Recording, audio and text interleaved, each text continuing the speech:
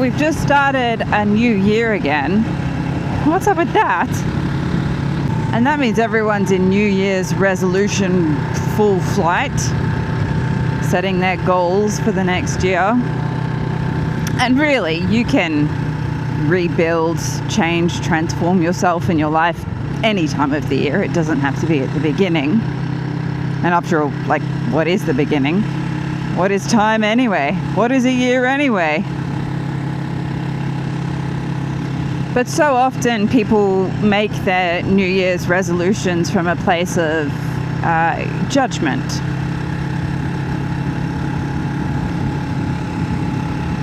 Rather than focusing on the positive of an idea, they're just trying to run and get away from the negative. So they become acutely aware of something that they don't want, and they just try to put distance between themselves and that thing. And the New Year's resolution is whatever they think is going to help them to do that, help them to get the furthest away from that thing. And so we try to change and transform ourselves and our lives by moving away from the things that we don't want. And that is an important part of it. I don't want to minimize the importance of knowing what you don't want. But what I've learned from my own experiences and the experiences of those that I've worked with is that the kind of resolutions or the self-transformations that really stick, really hold, and really make a significant difference are the ones that were made from a place of self-love.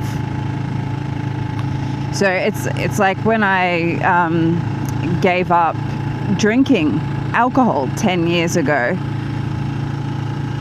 There were things that I wanted to get away from. I did not like how it made me feel. I did not like the hangovers. I did not like the feeling of being out of control. And I did not like the feeling of, it's almost like being ejected from your body and waking up feeling like an energetic smear with no solid edges. I was just taking on too much stuff when I wasn't fully present and anchored in my body.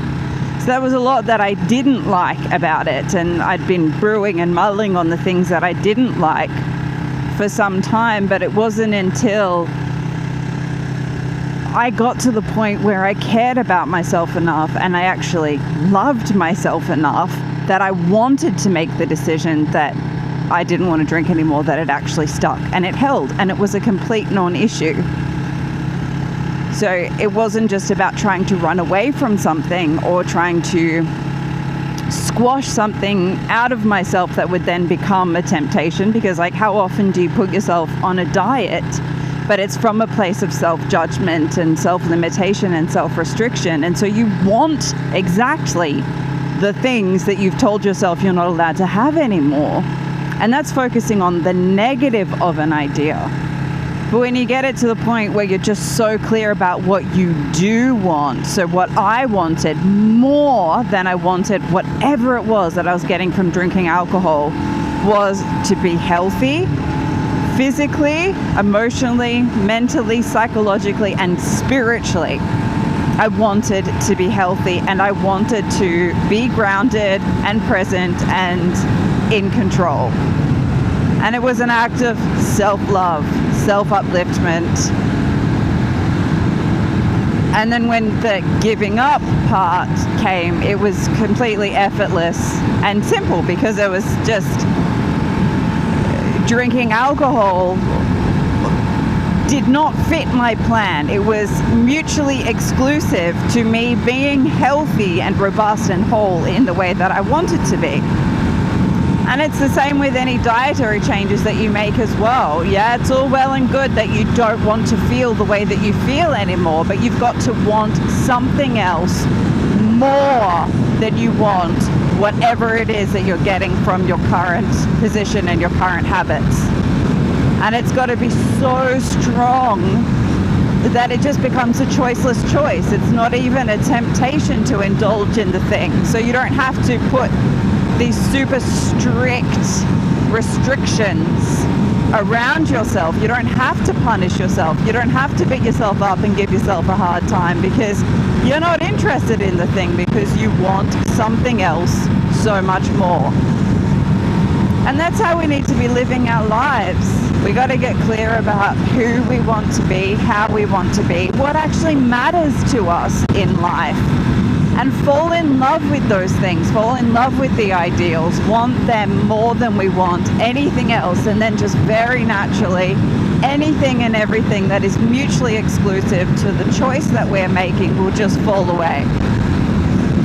So I've never once missed alcohol since I gave it up. Because I love what I'm getting from removing alcohol from my life, even more than whatever I was getting from alcohol being in my life. You know?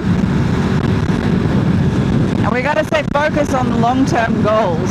What are we aiming for? What really matters at the end of the day? Is our life valuable enough that we want to make it one that is joyful, that is filled with health, vitality, upliftment, a new experience, family, friendship, love? Or do we prioritize the short-term hits and satisfactions more?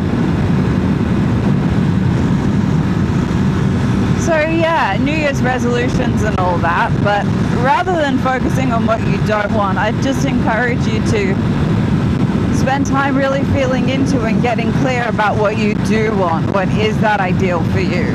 Feel it, get a sense of it, try it on in your body, and then transform your life by just dismissing anything that's not that. And the way that you dismiss anything that's not that is by choosing the shit out of that. Choosing ruthlessly the thing that you want more than anything else. So then this self-discipline stuff becomes easy because you actually love it. You're doing it from a place of love rather than from a place of fear or judgment, self-hatred, self-suppression. So give it a go. What do you want more than you want anything else? And if it's difficult for you to stick with the thing that you want more than anything else, you got to be honest with yourself. What do you actually want more than you want that thing? Because whatever it is that you're choosing instead, obviously in some moments you want that thing more than you want your big ideal goal. And you got to sort that out and realign and reorient that energy towards the ultimate ideal and the ultimate goal. And then the temptations will fall away.